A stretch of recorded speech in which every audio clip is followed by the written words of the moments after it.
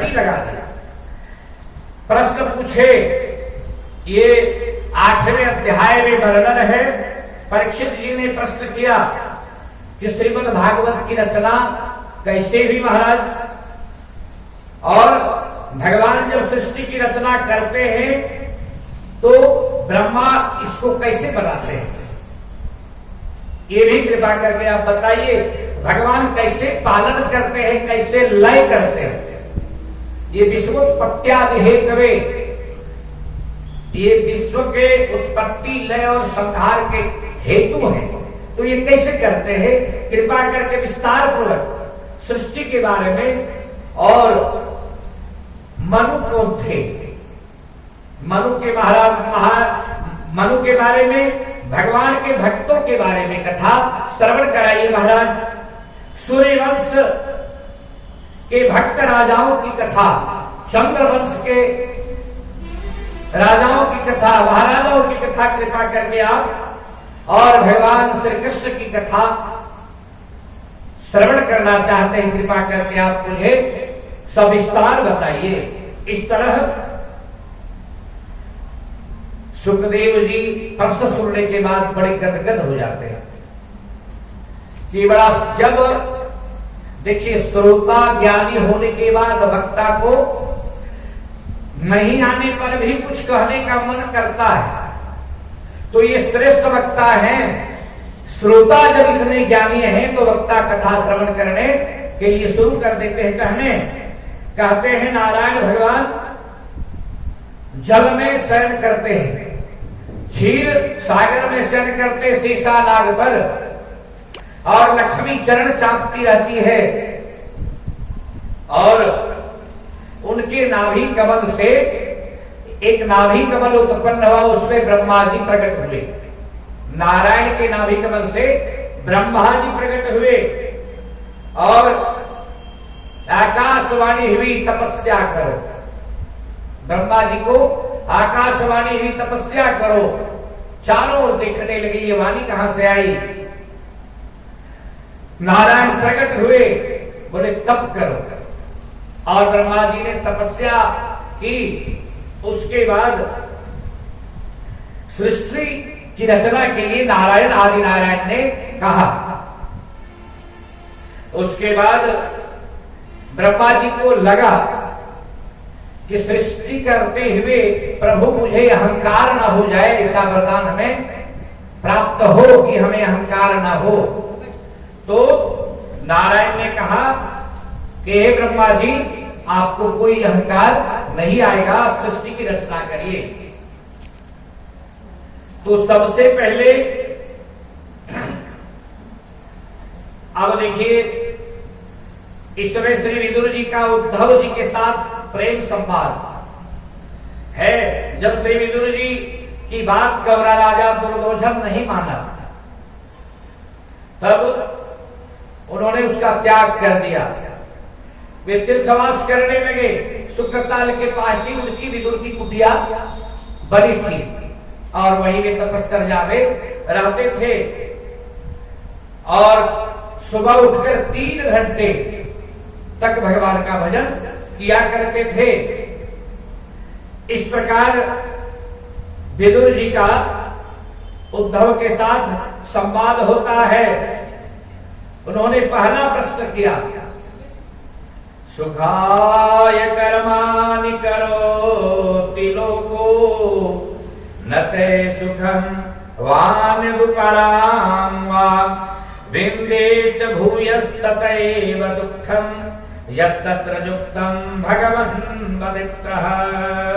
महाराज, जीव संसार में सुख के लिए कर्म करता है लेकिन दुख पाता है। इसलिए आप कृपा करके जीव किस तरह से सुख पाएगा उसका कारण बताए।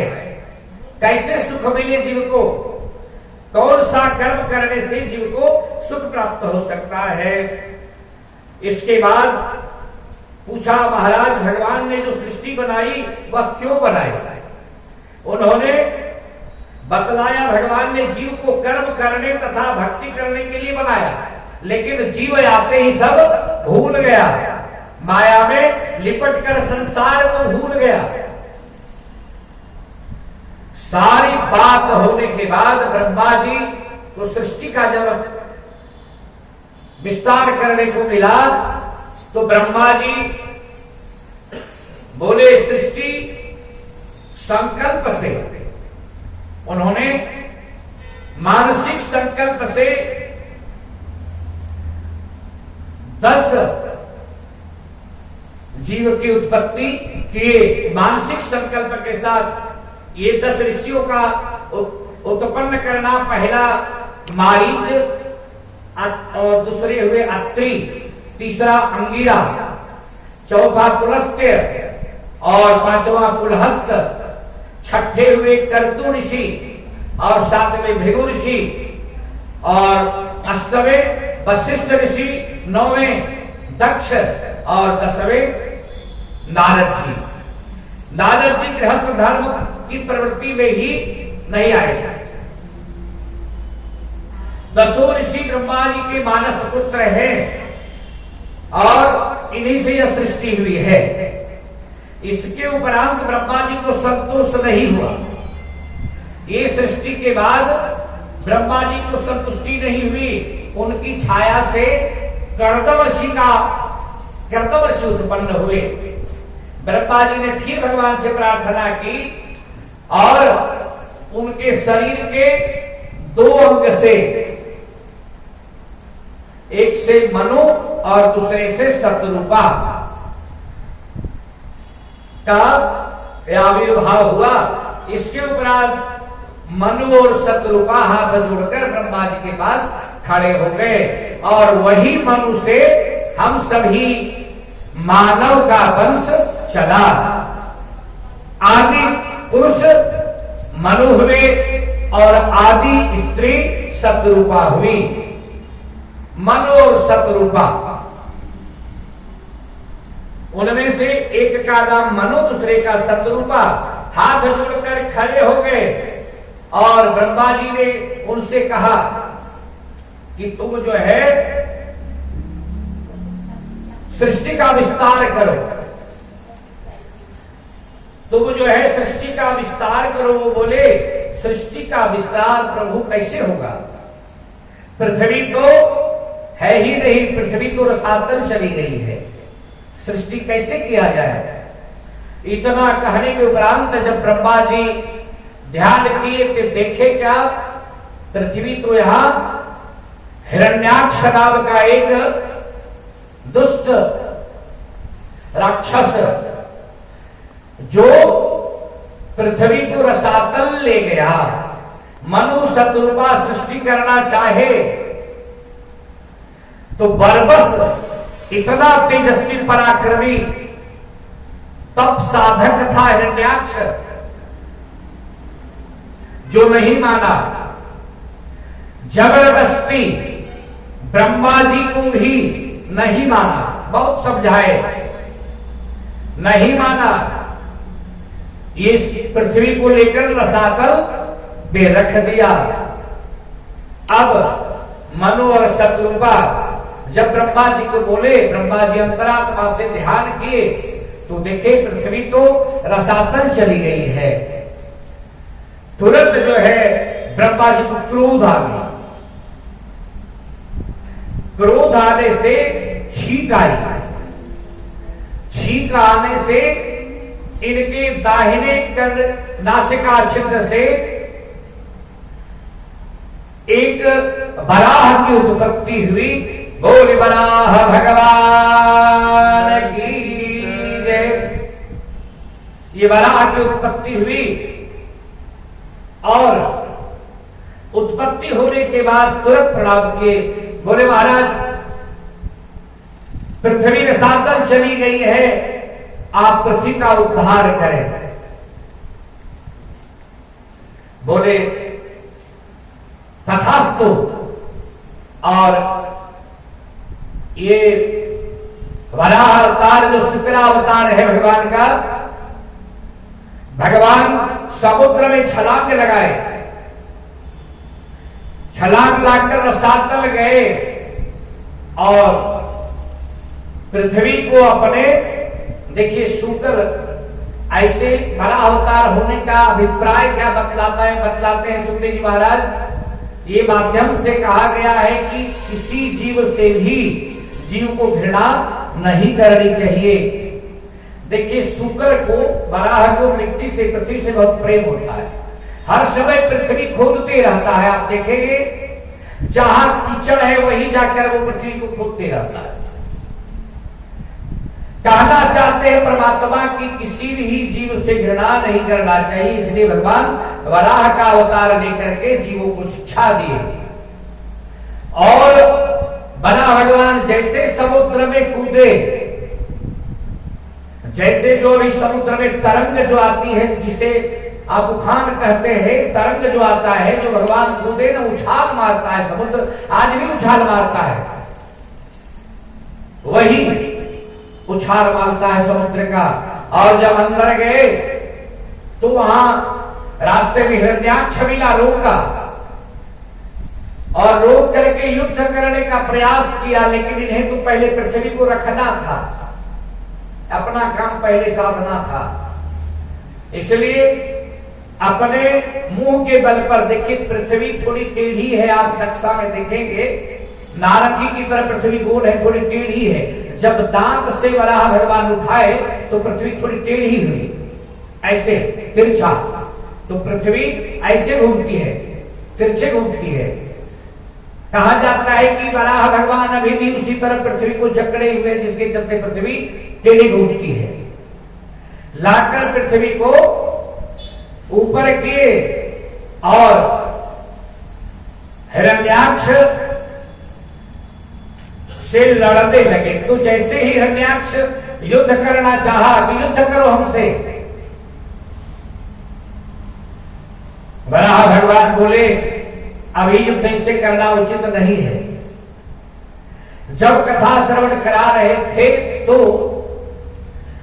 शौनकादि ऋषि ने पूछा सूत जी महाराज से, महाराज जो हिरण्याक्ष कौन था? हिरण्याक्ष कौन था?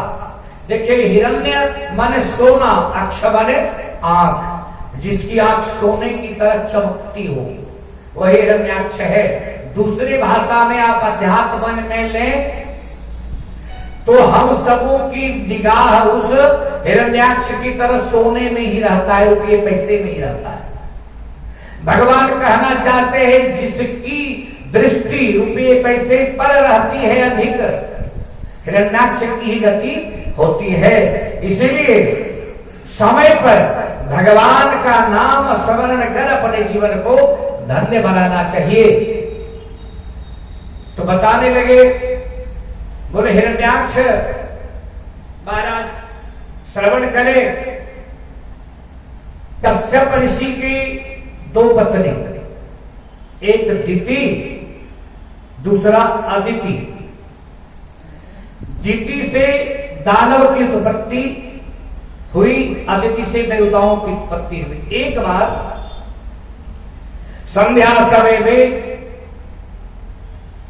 दिति कश्यप ऋषि से कामोत्तेजना से पीड़ित होकर मनोरथ पूर्ण करने को कहने लगी, बाध्य करने लगी। कश्यप ऋषि विचार करके देखे देवी ये समय ठीक नहीं है, इस समय ये गलत होगा। संध्या समय राज्यम शास्त्रम चित्तान कारयेत, चार चीजें संध्या के समय नहीं करना चाहिए। क्या? आहार, भोजन, दूसरा स्त्री प्रसंग, तीसरा निद्रा और चौथी संगति, शास्त्र पढ़ना नहीं चाहिए। विद्या अध्ययन संध्या समय नहीं करना चाहिए, भूल जाता है व्यक्ति। संध्या समय ये सायं बेला जो होता है भगवान शिव की बेला होती है, इस समय ये चार कर्म नहीं करना चाहिए, शास्त्रों ने निषिद्ध किया है। तो बहुत हठ करने के बाद कश्यप ऋषि ने उनकी मनोकामना पूर्ण कर दी। परिणाम क्या हुआ? गर्भ धारण कर ली और दिति से 2 पुत्र उत्पन्न हुआ, एक हिरण्याक्ष और दूसरा हिरण्याकश्यपु। ये 2 पुत्र उत्पन्न हुआ। बोले महाराज ये कैसे संभव हुआ? ये 2 राक्षस कौन थे? ये 2 राक्षस उत्पन्न हुए, ये थे कौन? तो सूत जी महाराज ने आगे विस्तार से बताने लगे। सूत जी ने क्या कहा कि आप ध्यान से श्रवण करें। एक बार सनकादि 4 सनक कुमार भगवान शेषानाग पर शयन कर रहे थे। लक्ष्मी चरण चाप रही थी और उनके पार्षद जय और विजय दोनों द्वार पर प्रहरी के रूप में थे। तो पहले संत महात्मा ब्राह्मण इत्यादि को आदेश लेने की आवश्यकता नहीं होती थी। लोग छद्मवेशी नहीं होते थे। जो बाहर से दिखता था अंदर से भी वही थे, जो अंदर थे वो बाहर थे। बिल्कुल संत हृदय होते थे तो किसी से आज्ञा लेने की आवश्यकता नहीं होते थे। लेकिन जय विजय ने उनको रोक दिया कि महाराज अभी इस समय आपका जाना उचित नहीं है। सनत कुमार की आयु मात्र 5 वर्ष की है। ये चारों आप 24 अवतार में कल आप श्रवण किए। ये 4 अवतार, पहला अवतार सनकादि ऋषियों का पहला अवतार भगवान का अवतार है। ये भजनानंदी है। दिन रात भगवान की कथा श्रवण करते हैं और श्रवण कराते हैं। कोई न मिले तो 3 भाई श्रोता बन जाते हैं, 1 भाई वक्ता बन जाते हैं। दिन रात कथा श्रवण करना और सुनाना, यही काम है उनका। क्रोध में आ गया। क्रोध में आने के बाद तुरंत श्राप दे दिया महाराज, जाओ 3 जन्म राक्षस हो जाओ। तुम 3 जन्म राक्षस बनोगे। हमें रोका भगवान से मिलने के लिए। अब तो महाराज निकली हुई वाणी वापस नहीं आ सकती। उसमें भी संत बलवंत महात्मा ऋषि ब्राह्मण का दिया हुआ श्राप व्यर्थ नहीं जाता महाराज, श्राप तो लग गया। अब ये बात भगवान नारायण को पता चल गई। भगवान दौड़े दौड़े आए और ऋषियों को प्रणाम किए कि महाराज इसमें इसकी गलती नहीं है, ये दोनों की गलती नहीं है, गलती हमारी ही है, हमने इसे रोका नहीं। महाराज मुझे क्षमा करें। भगवान तुलसी मलयागिरी चंदन से विलेपित दिव्य सुगंध आ रहा था। सनकादि ऋषि जैसे ही से उनका स्पर्श हुआ, सनकादि ऋषि धन्य हो गए। बोले प्रभु आपकी गलती नहीं और इनकी भी गलती नहीं, गलती हम लोगों से हो गई। क्रोध कभी आता नहीं था, आज न जाने क्या कृपा भगवान की, मुझे क्रोध आया, हम लोगों ने श्राप दे दिया।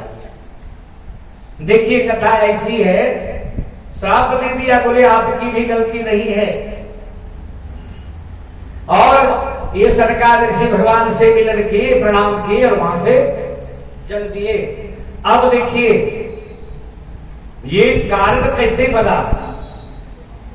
एक दिन लक्ष्मी चरण चाप रही थी। चरण चाप रही थी तो भगवान बार बार कहते थे हल्के हाथ से, हल्के हाथ से। इतने कोमल है भगवान कि भगवान लक्ष्मी चरण चाप, जो अपने कोमलांगी हैं, जिनका निवास कमल पुष्प पर है, ऐसी लक्ष्मी जब चरण चापती है भगवान की, तो भगवान कहते हैं लक्ष्मी जी थोड़ा धीरे। कितने कोमल है भगवान, आप अनुभव करें। लक्ष्मी जी बोले वाह धन्य है आप, जब मैं एक हाथ से आपका चरण चाप रही हूं तो आप बोलते हैं धीरे। फिर आप पे दोनों हाथ लगाऊंगी तो आपका क्या होगा? मन में विचार कर रहे हैं भगवान। देखिए, मन में विचार किए कि नहीं, मैं जितना कोमल हूं उतना कठोर भी हूं। लक्ष्मी जी प्रणाम की और विश्राम के लिए भगवान जा रहे थे। लक्ष्मी जी कुछ काम से बाहर निकल गई। जैसे ही लक्ष्मी जी बाहर निकली, नारायण दोनों पार्षदों को बुला करके बोले, मैं विश्राम पे जा रहा हूं, कोई भी आ जाए, चाहे वो कितनों ही अपना क्यों न, उसे प्रवेश नहीं देना है, कदापि नहीं। अब द्वारपाल ये पार्षद जो थे बिल्कुल कठोर हो गए। देखिए, भगवान अपना बल आजमाना चाह रहे थे, तो भगवान से कौन भिड़ सकता है? कोई नहीं भिड़ सकता है। तो वो समझ रहे थे कि ये पार्षद से यदि दो हाथ हम लोग करें तो हमको अनुभव हो कि इनको कितना बल है, हमको कितना बल है। तो ये मौका कैसे आया? लक्ष्मी बाहर गई और पार्षदों को भगवान कहने में विश्राम में जा रहा हो, जो है कितनों भी अपना हो, अंदर आने नहीं देना है। अब कुछ देर बाद लक्ष्मी जी जैसे ही आई, द्वार पर ये दोनों पार्षद थे, बोले महारानी जी भगवान विश्राम में है, अभी थोड़ी देर आप मत जाइए। लक्ष्मी जी बोले, अरे वाह, मेरे ही घर में मेरा जाने से रोकता है। बोले छोड़ो, हटो। वे लोग नहीं माने, जबरन लक्ष्मी जी अंदर चली गई। अंदर गई और ये दोनों को श्राप दी कि जाओ तुम लोग राक्षस हो जाओ। ये लक्ष्मी जी का भी श्राप था। अब जैसे ही अंदर गई, नारायण जी वहां, नारायण देखे, बोले गजब विडंबना है प्रभु आपकी, आप अपने घर में भी आने से लोगों को रोकते हैं।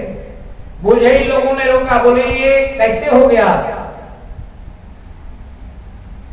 बोले इस सबको दंड दीजिए।